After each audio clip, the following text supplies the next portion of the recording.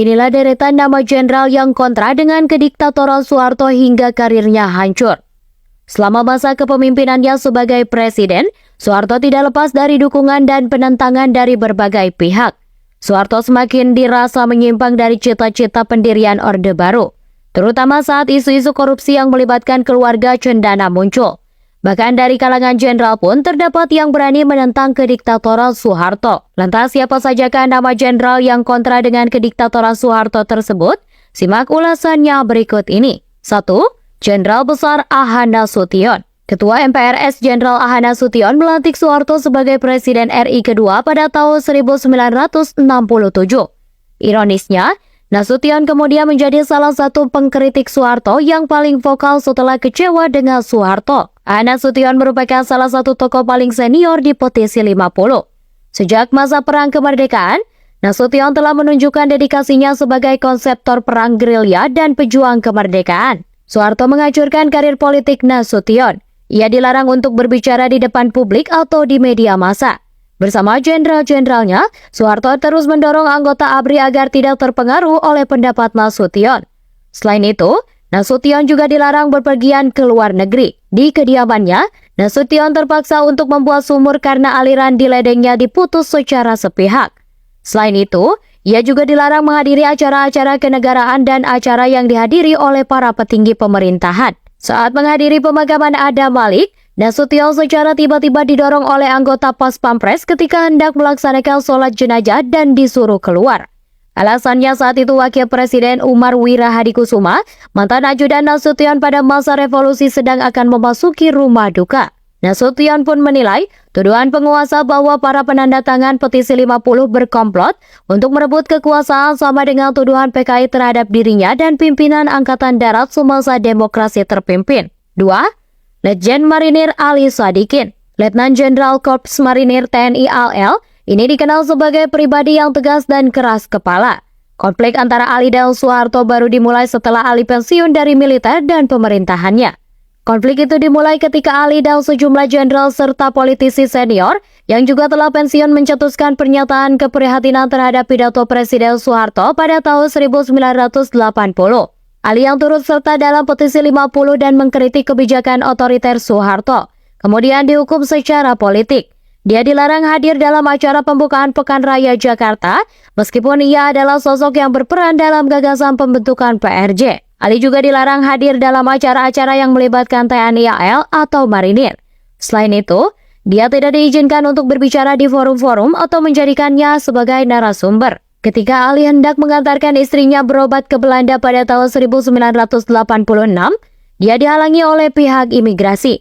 Bahkan, Ali tidak diberikan izin untuk menunaikan ibadah haji. Persona non grata tak hanya menimpa Ali pribadi, tapi juga keluarganya.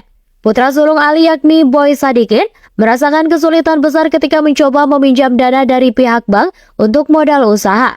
Permohonannya terus ditolak berulang kali. Pemerintah dengan sengaja menutup akses pinjaman dari bank, terutama bank-bank negeri pada keluarga Ali. Hal ini terungkap setelah Ali menelpon seorang direktur bank dan menanyakan alasan mengapa pengajuan kredit anaknya selalu ditolak. 3. Letjen Kemal Idris. Letjen Kemal Idris adalah salah satu jenderal yang berperan dalam pembangunan Orde Baru. Dia juga merupakan sosok yang diandalkan oleh Soeharto. Sebagai penghargaan atas jasanya, Kemal Idris naik pangkat menjadi Panglima Komando Cadangan Strategis Angkatan Darat pada tahun 1967. Namun, kemudian Kemal Idris dijauhkan oleh Soeharto karena khawatir akan mengancam posisi presidennya. Dengan terpaksa, Kemal menerima jabatan sebagai Duta Besar untuk Yugoslavia dan Yunani. Dia juga ikut menandatangani petisi 50 bersama dengan puluhan tokoh lainnya. Pada tahun 1980, Kemal bahkan pernah meminta Soeharto untuk mundur dari jabatannya sebagai presiden, dengan alasan bahwa masa jabatan Soeharto yang telah mencapai 3 kali sudah cukup. Karena pelakuannya tersebut, Kemal tidak lagi dianggap berguna. Ia bahkan mendapatkan sebutan Jenderal Sampah karena tugasnya yang berhubungan dengan penanganan sampah di ibu kota. 4. Jenderal Polisi Hugeng Imam Santoso. Hugeng dikenal sebagai seorang polisi yang jujur yang tak kenal takut dalam melawan korupsi dan kecurangan. Selama karirnya, dia berhasil menangani beberapa kasus yang diduga melibatkan orang-orang terdekat Soeharto. Ketika keluarga cendana Soeharto merasa terganggu, Hugeng dengan penuh keberanian siap untuk dicopot dari jabatannya. Pada saat itu, terdapat dugaan kasus penyeludupan mobil mewah yang melibatkan Robi Cahyadi yang diduga terkait dengan kroni Soeharto dan keluarga cendana. Soeharto merasa sangat marah ketika Hugeng mengungkapkan penyeludupan mobil mewah yang dilakukan oleh pengusaha Robi Cahyadi. Penyeludupan tersebut setelah ditelusuri oleh Hugeng terungkap melibatkan dukungan dari aparat keamanan. Setelah insiden tersebut, Hugeng kehilangan kepercayaannya terhadap Soeharto dan akhirnya dicopot dari jabatannya dalam waktu yang singkat. Konflik antara keduanya semakin memburuk ketika Hugeng bergabung dengan petisi 50. Hugeng segera dikenakan cekal, kehilangan hak politiknya, dan dilarang tampil di hadapan publik. Tindakan tersebut menyebabkan banyak orang menjadi takut untuk mendekati Hugeng.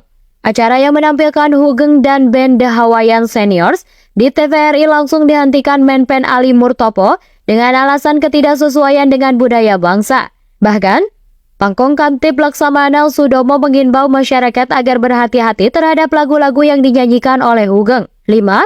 Letnan Jenderal M. Jasin. Masih dari anggota petisi 50, Letnan Jenderal M. Jasin juga menentang kediktatoran Soeharto.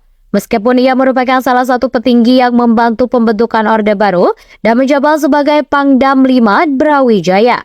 Hubungan antara Jasin dan Soeharto semakin meregang akibat kekecewaannya yang terakumulasi dalam diri Jasin terhadap Soeharto. Jasin mengungkapkan kekecewaannya kepada Soeharto melalui 10 lembar surat. Ia juga mengkritik praktik bisnis yang dilakukan oleh pejabat pemerintah. Bahkan, Jasin menyebut Soeharto sebagai seorang pemimpin yang munafik. Jasin terkenal sebagai sosok yang paling tegas dalam mengkritik Soeharto. Seperti halnya dengan yang lain, Soeharto juga mengakhiri karir Jasin. Upaya Jasin dalam berkarir dihambat, dan keluarganya tidak diangkat menjadi pegawai negeri sipil karena telah melanggar peraturan yang diterapkan oleh Jasin sendiri.